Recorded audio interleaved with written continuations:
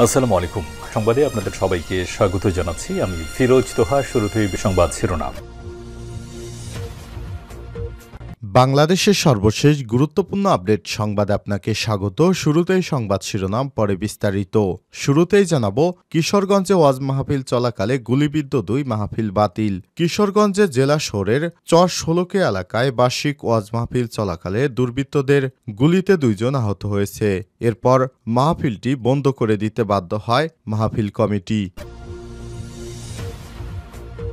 এরপর জানাবো, শেখ হাসিনা নাটক ফাঁস, পুরনো শাড়ি পরে হাসিনার সেদিনের নাটক। ইলিয়াস আলী গুমের পর তার স্ত্রী ও সন্তানদেরকে গণভবনে ডেকে নিয়েছিলেন শেখ হাসিনা।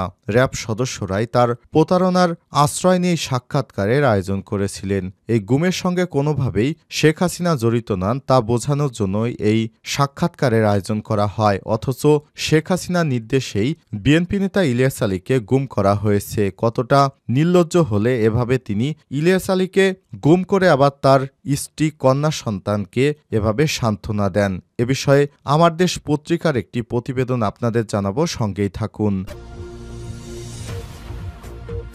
এবারে জানাবো, ডিবিতে আর কোনো আয়নাঘর বা ভাতের হোটেল থাকবে না বললেন স্বরাষ্ট্র উপদেষ্টা।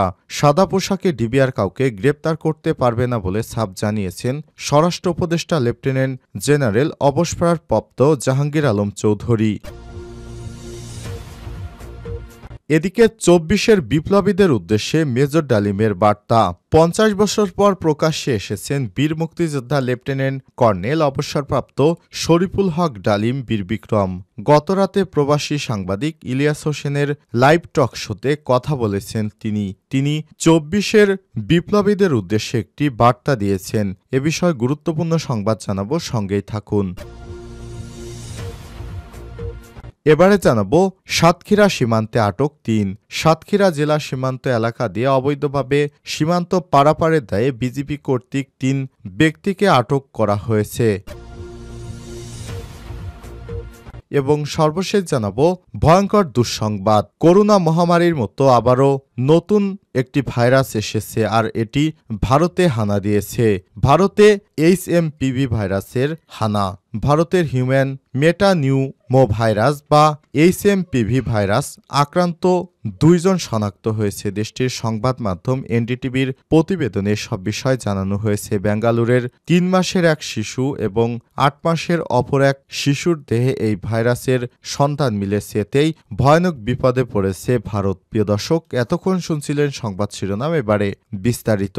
তবে তার আগে বন্ধুরা, অনুরোধ থাকবে এই সংবাদটিতে একটি লাইক দিন। এই চ্যানেলে আপনি নতুন হয়ে থাকলে আমাদের সংবাদটি দেখতে দেখতে চ্যানেলটি সাবস্ক্রাইব করে রাখুন, যাতে করে বন্ধুরা আমাদের পরবর্তী লেটেস্ট আপডেট সংবাদগুলো সবার আগে আপনার কাছে পৌঁছে যায়। কমেন্ট করে আপনার মূল্যবান মতামত জানিয়ে দিন আপনি বিশ্বের কোন দেশ থেকে বা বাংলাদেশের কোন স্থান থেকে আমাদের সংবাদটি দেখছেন এবং শুনছেন। এবারে বিস্তারিত। কিশোরগঞ্জে ওয়াজ মাহফিল চলাকালে গুলিবিদ্ধ 2 মাহফিল বাতিল। কিশোরগঞ্জ জেলা শহরের চর ষোলকিয়া এলাকায় বার্ষিক ওয়াজ মাহফিল চলাকালে দুর্বৃত্তদের এয়ারগানের গুলিতে 2 জন আহত হয়েছে। রোববার 5 জানুয়ারি দিবাগত রাত 12টার দিকে জেলা শহরের চর ষোলকিয়া এলাকায় মাদ্রাসাতুল উলুমিন ইসলামিয়া দারুল জান্নাত কওমি মাদ্রাসার উদ্যোগে এই ওয়াজ মাহফিল অনুষ্ঠিত হয়। এ সময় এই গোলাগুলির ঘটনা ঘটে। পুলিশ এবং স্থানীয়রা জানিয়েছে, মাহফিলের মঞ্চে ওঠার সময় অজ্ঞাত দুর্বৃত্ত এয়ারগান থেকে গুলি ছোড়ে। এ সময় মাদ্রাসার পরিচালক মুফতি আলামিন সাদি 38 এবং আগত বক্তার সফর সঙ্গী মোহাম্মদ জুলহাস মিয়া 19 গুলিবিদ্ধ হয়েছেন। পরবর্তীতে স্থানীয় লোকজন তাদের উদ্ধার করে কিশোরগঞ্জ শহীদ সৈয়দ নজরুল ইসলাম মেডিকেল কলেজ হাসপাতালে নিয়ে যায়। গুরুতর আহত না হয় চিকিৎসক তাদেরকে প্রাথমিক চিকিৎসা শেষে ছেড়ে দেয়। এই ঘটনার পর মাহফিলটি বাতিল করা হয়েছে। কিশোরগঞ্জ মডেল থানার ওসি আব্দুল্লাহ আল মামুন জানান, পুলিশ ঘটনাস্থল পরিদর্শন করে ঘটনাটি তদন্ত করছে। এই ঘটনায় জড়িতদের গ্রেপ্তারের অভিযান অব্যাহত রয়েছে। পুরনো শাড়ি পরে শেখ হাসিনা সেদিনের নাটক ফাঁস। ইলিয়াস আলী গুমের পর তার স্ত্রী এবং সন্তানকে গণভবনে ডেকে নিয়ে গিয়েছিল শেখ হাসিনা। র্যাব সদস্যরাই প্রতারণার আশ্রয় নিয়ে শেখ হাসিনার নির্দেশে এই সাক্ষাতের আয়োজন করেছিল। এই গুমের সঙ্গে কোনোভাবেই শেখ হাসিনা জড়িত নয় তা বোঝানোর জন্য এই সাক্ষাতের আয়োজন করেছিল হাসিনা। এসএসএফের তৎকালীন এক ঊর্ধ্বতন কর্মকর্তার সূত্র থেকে জানা গেছে, সেই দিন তিনি একটি পুরনো শাড়ি খুঁজে পড়েছিলেন। ইলিয়াস আলীর গুমের ঘটনা শুনে শেখ হাসিনা যে মর্মাহত তা বোঝানোর জন্য এই নাটক করেছিল হাসিনা। ইলিয়াস আলীকে গুম করার এবং হত্যার জন্য শেখ হাসিনা পরিকল্পিতভাবে তার নিরাপত্তা সংস্থার বেশ কয়েকজন কর্মকর্তাকে দায়িত্ব দিয়েছিলেন। তৎকালীন নিরাপত্তা উপদেষ্টা মেজর জেনারেল তারেক আহমেদ সিদ্দিকের নির্দেশনা এবং শেখ হাসিনার কঠোর নির্দেশনায় র্যাব এবং তৎকালীন সেনাবাহিনী থেকে চাকরিচ্যুত মেজর জেনারেল জিয়া এই কর্মকাণ্ড করেছিল। অবশেষে এই কাজে এগিয়ে আসেন র্যাবের তৎকালীন অতিরিক্ত মহাপরিচালক জিয়াউল হাসান। নিরাপত্তা সংস্থার তৎকালীন এক ঊর্ধ্বতন কর্মকর্তা জানান যে তৎকালীন প্রধানমন্ত্রী তাকে ডেকে নিয়ে বলেন যে ইলিয়াস আলীকে সরিয়ে দিতে হবে।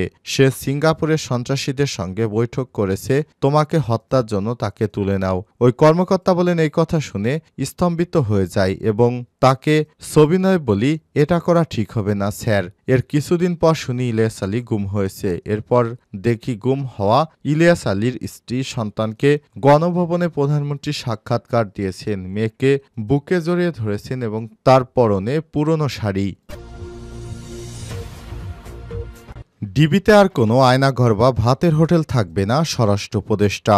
সাদা পোশাকে ডিবি আর কাউকে গ্রেপ্তার করতে পারবে না বলে জানিয়েছেন স্বরাষ্ট্র উপদেষ্টা লেফটেন্যান্ট জেনারেল অবসরপ্রাপ্ত জাহাঙ্গীর আলম চৌধুরী। ডিবিতে আর কোনো আয়নাঘর বা ভাতের হোটেল থাকবে না বলেও সাফ জানিয়েছেন তিনি। সোমবার ৬ জানুয়ারি দুপুর ১২টার দিকে ডিবি কার্যালয় পরিদর্শন শেষে আয়োজিত এক সংবাদ সম্মেলনে সব কথা জানান তিনি। সংবাদ সম্মেলনে প্রশ্নের জবাবে স্বরাষ্ট্র উপদেষ্টা বলেন, আয়নাঘর বলে কিছু নেই। আমি ডিবিকে বলেছি ডিবি কার্যালয়ের ভেতরে এই পুকুরটা যেন আয়নার মতো পরিষ্কার থাকে। আয়নাঘর বলে কিছুই থাকবে না, দেশে কোনো ভাতের হোটেলও থাকবে না।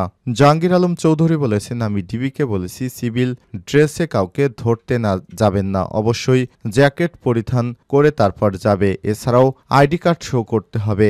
আইনের বাইরে গিয়ে কোনো কাজ করবে না। আমিও যদি আইনের বাইরে গিয়ে কোনো বেআইনি নির্দেশনা দেই সেটা তারা মানবে না। স্বরাষ্ট্র উপদেষ্টা বলেছেন, পুলিশ নিয়োগ, এসআই নিয়োগ আমরা কোনো সুপারিশ করিনি, এটা কেউ বলতে পারবে না। আমিও কোনো দুর্নীতি করি তা আপনারা প্রকাশ করে দিন, কিন্তু সত্যটা প্রকাশ করেন, বলে দেন ওই জায়গাটা টাকা খেয়েছি লিখে দেন, আমার কোনো আপত্তি থাকবে না। সময় তিনি আরো বলেছেন, বাংলাদেশের মানুষ শান্তিপ্রিয়, আমরা বাংলাদেশকে একটি স্থিতিশীল রাষ্ট্রের দিকে নিয়ে যাচ্ছি। জাহাঙ্গীর আলম চৌধুরী বলেছেন, পুলিশ নিয়োগ, এসআই নিয়োগ সবকিছু স্ব আইন ও নিয়োগ বিধি মেনেই তারপর হয়েছে। তিনি বলেছেন, আজকে ডিবি কার্যালয়ের রুটিনে ভিজিটে এসেছিলাম। আইন শৃঙ্খলা পরিস্থিতি কিভাবে আরো উন্নতি করা যায় সে ব্যাপারে আলোচনা করা হয়েছে। বর্তমানে আইন শৃঙ্খলা পরিস্থিতি বেশ সন্তোষজনক, তবে আরো উন্নতি কিভাবে করা যায় সেটাই এখন মূল লক্ষ্য, সেটা নিয়ে এই কথাবার্তা বলেছি। ঢাকায় ছিনতাই বেড়ে গেছে জানতে চাইলে তিনি বলেছেন, ছিনতাই বেড়ে গেছে সেটা অস্বীকার করব না, কিন্তু ধরা হচ্ছে, প্রচুর ড্রাইভ হচ্ছে। এ সময় বাংলাদেশের গণমাধ্যমের প্রশংসা করে স্বরাষ্ট্র উপদেষ্টা বলেন, ইন্ডিয়ার নিউজের কাউন্টার ভালো নিউজ করেছে আমাদের মিডিয়া, আপনারা সত্যিই লিখেছেন, যে কারণে দেখেন এখন ইন্ডিয়া থেকে অপপ্রচার কমে গেছে। আমাদের মিডিয়া সত্যি এটা প্রকাশ করলে আমাদের জন্য অ্যাকশন নিতে সুবিধা হয়। ২০২৪-এর বিপ্লবীদের উদ্দেশ্যে মেজর ডালিমের বার্তা।